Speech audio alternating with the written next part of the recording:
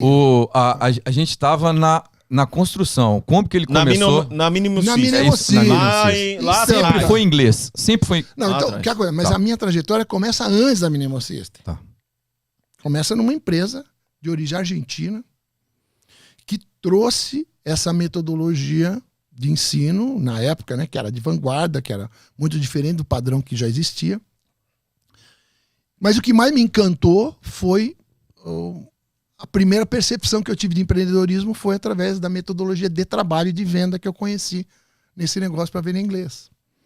Esse negócio, por exemplo, essa visão que hoje se divulga, né, tá presente em todas as narrativas, até dos caras que vendem autoajuda, que nunca venderam nada, mas eles vendem produtos de autoajuda, né, cara? Eles vendem aconselhamento. Eles falam ali, cara, de você trazer pro cliente que você está prospectando a percepção da dor, né, a constatação da dor. Então, hoje, por exemplo, cara, é muito mais fácil você vender inglês porque, cara, quem não fala inglês já está sofrendo uma dor. O cara já percebe que ele tem uma enfermidade ali que ele precisa resolver. Né? Principalmente o cara que está vivendo um plano de carreira numa empresa. Claro, tem cara que não vai falar inglês nunca porque, enfim, ele vai ser dotado de outras habilidades, mas isso é outra questão. Se for falar medianamente, né? Cara, inglês é uma super ferramenta, é uma competência indispensável para o cara que quer viver um plano de carreira, um plano de ascensão. Só que você imagina o que era isso no início dos anos 80. Eu falar de uma dor que o cara não tinha. Como assim, dor? Eu vivo muito bem sem inglês, entendeu, cara? Não existia essa percepção de necessidade, né, para você dominar, adquirir essa competência. Então eu comecei a vender inglês ali. Comecei a conhecer essa metodologia de trabalho. E aí eu gosto sempre de falar também da galera. O famoso com quem. Eu mudei minha referência, cara. Porque imagina o seguinte, meu perfil era um cara que tinha preguiça de ter preguiça. Tem até um vídeo que o Flávio faz ali comigo. Tem esse título, né, no YouTube, Preguiça de ter preguiça. Pô, velho. E eu vivi ali num ambiente, num mindset de um playboy de classe média, entendeu? Quase um punk da periferia, entendeu, cara? Eu vivia ali numa onda de playboy de classe média, mas andando sempre na rabeta dos caras que podiam tirar onda de fato de playboy. Quando eu conheço essa galera que estava empreendendo na mesma faixa etária que eu, um mindset diferente, uma comunicação diferente, cara, uma postura diferente, eu falei, cara, isso aqui existe, velho. Quer dizer que, empreender pode levar um cara da estaca zero até o infinito. É verdade isso aqui? Claro que a gente não falava em empreendedorismo, acho que nem existia esse termo na época. Aí eu falei, cara... E além de tudo, né, gente, era divertida a parada. Sabe aquele negócio? Porque venda é uma parada irreverente. Os caras de alta performance, todos têm ali um nível de responsabilidade, disciplina, motivacional elevadíssimo, mas tem também o lado irreverente. E por aí eu fui, entendeu, cara? Comecei a vender literalmente de porta em porta, trabalhando com indicações, chegando até empresas, chegando até caras que já estavam ali mais bem qualificados, como executivos, como principais executivos de empresas, na região do ABC, que na época ainda era o maior celeiro industrial do Brasil, era o ABC.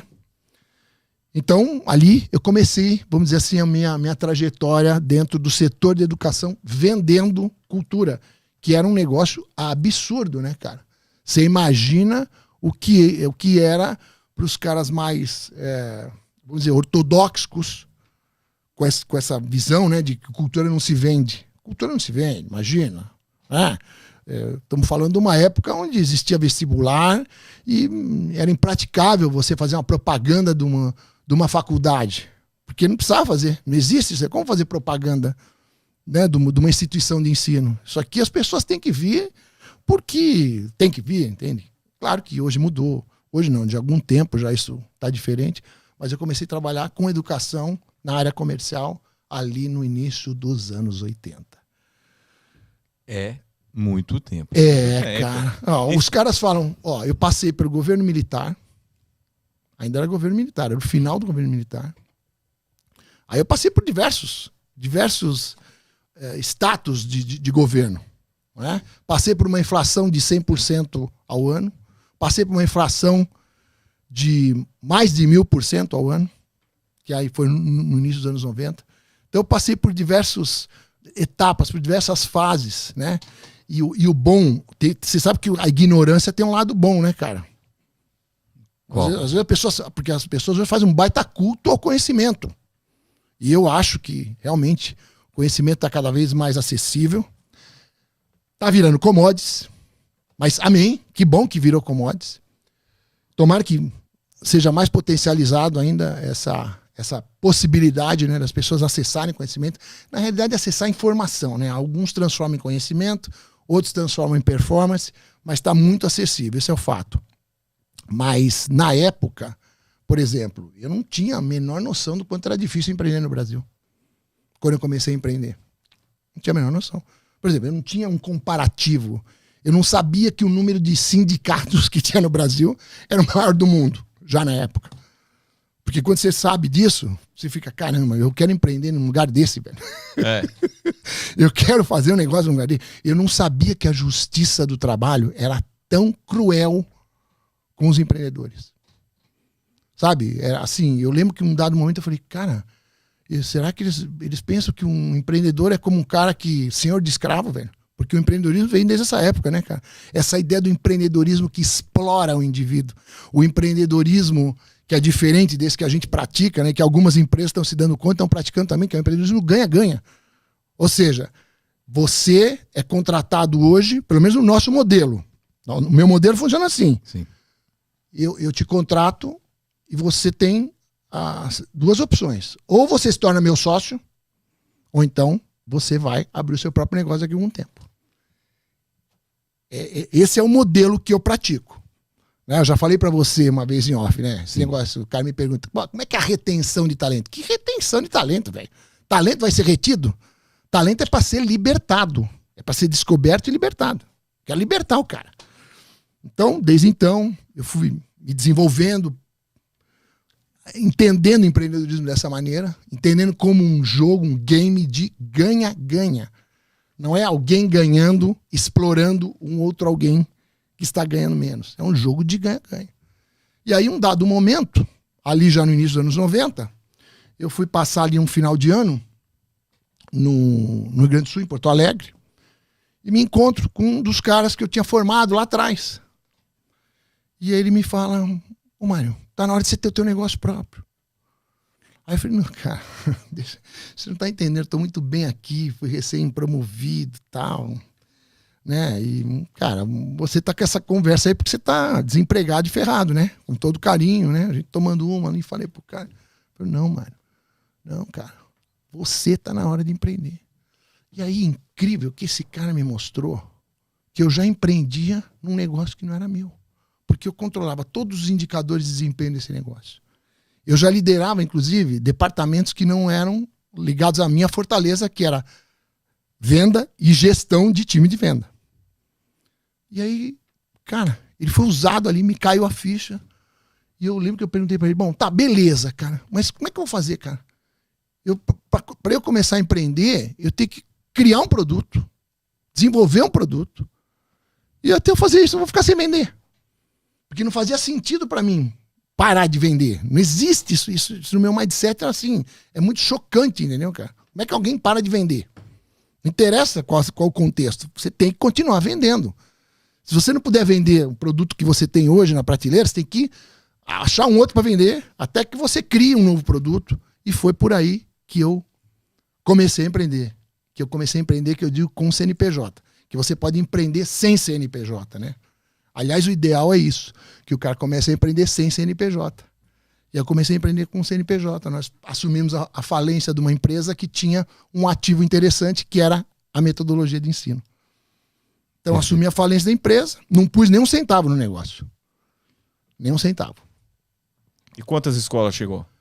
Não, nessa primeira versão da Minemo System, nós chegamos a ter mais de 30 escolas, Hugo. Sendo que dessas 30 nós temos uma operação na Venezuela e no México. Chegamos a ter operação na Venezuela e no México. Essa foi sua primeira investida no CNPJ? No CNPJ, exatamente. No início da década de 90.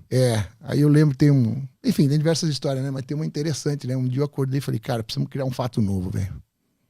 Precisamos criar um fato novo. Porque essa história de empreender sem estar ativando motivação não existe, né, cara?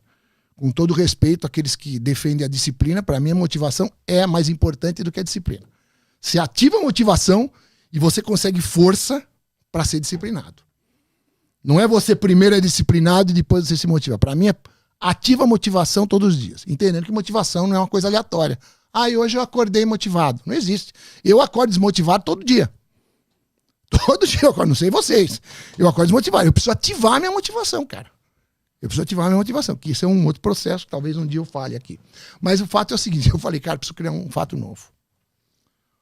Aí me encontro com o Juarez, meu parceiro na época, né? Juarez, vamos criar um fato novo? Tá, vamos. O que é? Cara, uma abertura internacional. Aí, né, você vai falar, bom, mas então você fez um estudo de geomarketing? Você fez um estudo e identificou um país da América do Sul que tinha uma concentração de tal população em tal região? Qual foi o meu critério para abertura internacional, meninos? Aonde eu conheço alguém que está sendo relativamente bem sucedido fora do Brasil? Aí a gente chega à conclusão da Venezuela. Que para alguém, você fala de Venezuela hoje, é surreal você falar, né, dessa Venezuela que eu conheci, que estava na frente do Brasil na época. Perfeito. E aí a gente vai para Venezuela. Porque você tinha um contato lá. Esse foi o critério. Esse foi o critério. Esse foi o critério. Lá eu sabia que pessoas precisavam falar inglês. Lá eu sabia que, né, a gente podia implantar. Você tinha uma variável já. Sim, e detalhe, esse cara que estava lá, ele tinha, vamos dizer assim, o mesmo berço empresarial que eu tive. Ele tinha o mesmo DNA. Ele começou com curso de inglês, só que o que ele fez lá? Ele foi pioneiro em venda de automóvel através do formato de consórcio. Ele lançou o consórcio na Venezuela. Olha só. Entendeu? E ele estava ali, dando os primeiros passos e tal. E aí eu me conecto com ele. E aí, Pedro, tá, biriri, bororó. Tô pensando, quando eu falo, tô pensando, vem pra minha casa, já tira o bilhete e vem pra cá, que era a cidade de Valência, capital do estado de Carabobo, que era também, naquela oportunidade, o maior parque industrial da Venezuela. E aí a gente se manda pra Venezuela, né, cara? E foi tremendo, né, cara? Porque cheguei lá, foi me buscar no aeroporto, descemos em Caracas. Aí, até Valência levava 1h30. Então você imagina o seguinte, fui dormir umas 5 da manhã. Encontro o Pedro, tomamos um vinho, mata a saudade, pá, imagina, cara. Pilhado pra caramba, encontro um pilhado encontrando o outro, mais pilhado ainda. Na época tinha Vivance já? Não, né? Não. Tá no DNA. Tá no DNA. Aí você imagina, cara, vou dormir, aí a hora que eu tô me despedindo dele, ele falou, Marito, amanhã eu vou te emprestar a minha equipe para você treinar o seu espanhol. Então, às 7 horas da manhã, nós acordamos, chegamos no escritório dele por volta de 7h30, às 8 horas eu comecei uma reunião com a equipe de venda dele, falando não sei que idioma, né? Sei lá que idioma eu falei. E o cara falou, você não se preocupa com isso, porque justamente isso vai ser o teu piloto aqui para você aprender a falar espanhol, né, cara? E aí aquela história, dar o testemunho que eu tô fazendo aqui, de onde eu conheço o Pedro, né? Aquela conversa inspiracional, que no final das contas é o que vai realmente impactar na performance do indivíduo, né? O pobre daquele que se orgulha do seu conhecimento sem se dedicar a produzir a sua motivação todos os dias. Eu digo pobre mesmo, cara. Perfeito.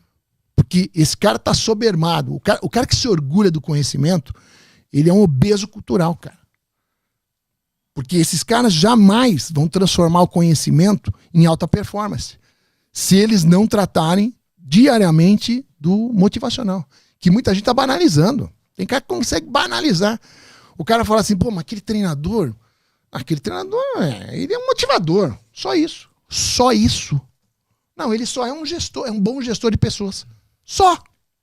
Hoje eu acho que é a coisa mais importante que tem, né? Só isso. Só. Tirar o melhor do ser humano. E tá cada vez mais difícil, né? Tá cada vez mais difícil. Devido, né, ao mundo, a ansiedade, né, a depressão. Então, eu creio que hoje o desafio deve ser gigante. Você vê que os indicadores de depressão, como você mesmo menciona aí, estão cada vez maiores. E existem estudos, não sei o que vai ser o percentual do mundo que vai estar num padrão depressivo daqui a algum tempo, né? Tá numa crescente. Agora eu te pergunto, um cara que acorda todos os dias pensando em ser grato, pensando como é que ele vai servir no ambiente que ele está, não importa qual seja, pensando o que eu tenho a ver para transformar esse lugar num lugar melhor. É difícil esse cara pegar depressão, mano. É difícil, cara. É difícil mesmo. É difícil. Com todo respeito a alguns depressivos que podem estar nos escutando aqui. Sim, é difícil, cara. Sim. É difícil, é difícil. Escolher mesmo, escolher estar motivado, né? Escolher, decidir, Bruno. Decidir, pagar o preço de estar motivado, entendeu? E começa como? Da expressão da gratidão. Como uma motivação, a ativação da motivação, que é o estar motivado, começa da tua percepção de gratidão. Aí às vezes o cara fala, pá, mas ser grato na tua situação é fácil. Eu falo, não, querido, é engano. E sabe por que eu sou grato e tenho uma situação mais favorável? Porque eu já era grato quando a situação não era tão favorável. Eu já era grato quando eu dormia numa salinha de uma dessas empresas que eu trabalhei, né? Eu falei, cara, eu vou economizar meu aluguel e vou dormir nessa salinha. Aí o que eu fazia? Eu acordava 1 hora antes, eu saía e chegava com todo mundo. Ninguém sabia que eu dormia lá. Entendeu? Eu dormia num cômodozinho ali com a TV 12 polegadas, feliz da vida. Grato pela oportunidade que eu tinha ali. Me engravatava e tal. Saía por uma porta e entrava pela outra, junto com todo mundo. É mesmo? É, exatamente. Eu morava de forma sigilosa ali dentro da unidade. Depois eu contei pros caras, né? Eu lembro, cara, um gerente que eu tinha ali, o Cássio Luiz Torres. Eu falei, Cássio, eu vou fazer uma revelação avassaladora pra sua vida agora. Você vai saber onde mora o seu diretor. Irmão, não, sério, claro, vem comigo. Não, mas nós não vamos sair, não. Vem comigo, confia aqui, brother, confia. Aí eu entro assim na minha sala, e a minha sala tem um closet. Eu morava no closet da sala, lá na nossa Belo Horizonte, no bairro Sion. No bairro Sion. Você falou. No bairro Sion. Aí o Cássio entra lá e fala, não acredito. Eu falei, pois é, deixa eu te explicar. Tô saindo daqui, tô morando há 5 meses aqui. O dinheiro que eu economizei de aluguel, mais a grana que eu rentabilizei, que eu produzi aqui, eu vou dar entrada no apartamento, sabe? Aquela ideia, o sonho de ter uma casa própria, né? Que, pelo amor de Deus, né? Mas era a motivação que eu tinha na época, entendeu, cara? Tinha essa motivação. E aí o Cassião falou, pô, Marião, do caramba isso aqui. Porque, cara, quando você conta a história, dependendo de como você conta a história e no momento que você conta, ela tem um efeito. E dependendo pra quem você conta.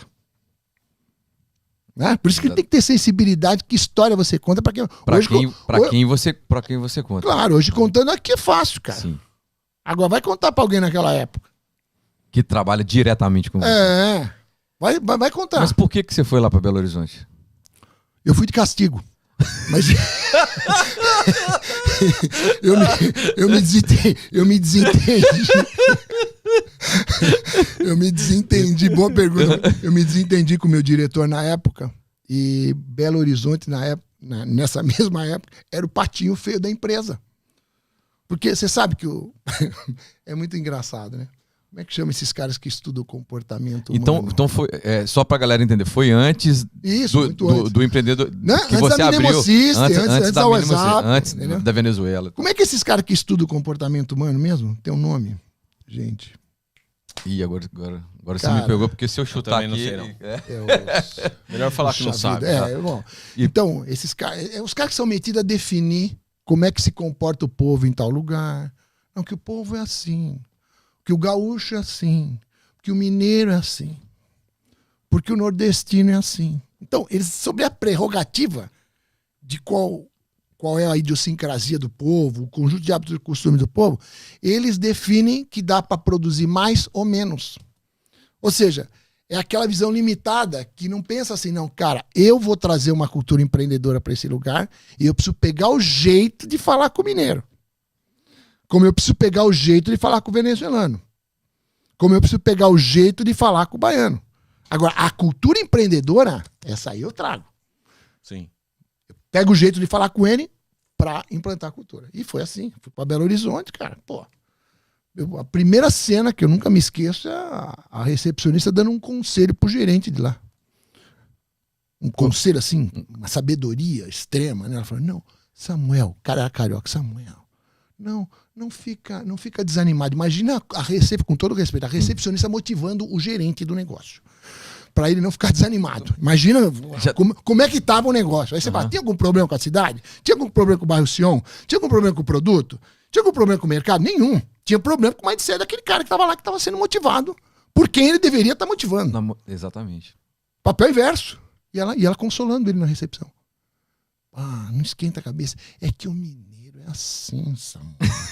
O mineiro, ele é desconfiado. O cara não ia pro boteco, não ia descobrir nunca. Fala sério, velho. Conta uma você sabe, né, que tem essa história, né? Sim. De que o mineiro é desconfiado. Conta essa novidade, pô. E daí? E daí? É desconfiar até o momento que você não conquista, que você não passa uma segurança, uma credibilidade pra ele. Mas eu acho que até hoje é. Mas é claro que é. Mas eu digo, cultural mesmo. Até o momento que você não inspira uma credibilidade. Esses caras mais reservados, quando você conquista eles, tá louco. É verdade. O que eles fazem? Também. Já se doam quase. Pois é, cara. Pois é. Só que o cara não vê o porquê sim da história. Eu gosto sempre de dizer, eu vou pra um lugar, tem que ver o porquê sim dessa história aqui. Não por que não. E aí o que aconteceu? Fui lá de castigo, porque eu me desentendi com o cara. E aí, cara, primeiro mês a gente já bateu o recorde da melhor produção, da melhor performance que tinha ali no negócio. Que legal. E aí foi. Aí. E você conseguiu mudar o gerente ou não? O gerente melhorou? Consegui. Cara, tremendo, cara, tremendo. Depois não tive mais notícia dele, entendeu, cara? Mas ele passou por um processo muito bacana ali. Foi, muito maneiro, muito maneiro. Samuel Chagas. Lembra até o sobrenome? Lembro. Cara alto, lutava karatê. Exatamente.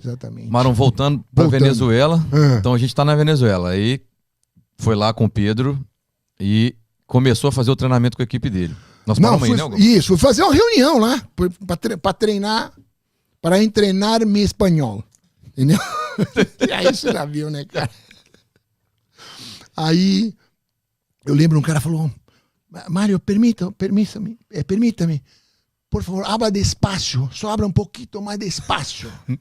Aí eu deduzi, porque você vai deduzindo o que é, né? Aprender idioma tem muito disso, cara. Você se insere no contexto e vai deduzindo. Abra despacio deve ser, abra mais devagar, né? Mas, enfim.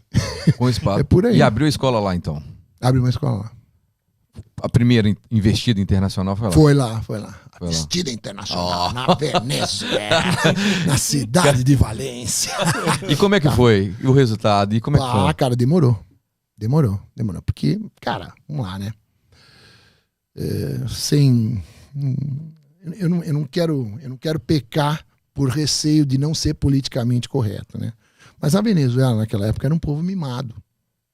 Muito mimado. Entendeu, cara? Subsidiado pelo petróleo. Hugo Chávez estava preso. Entendeu, cara?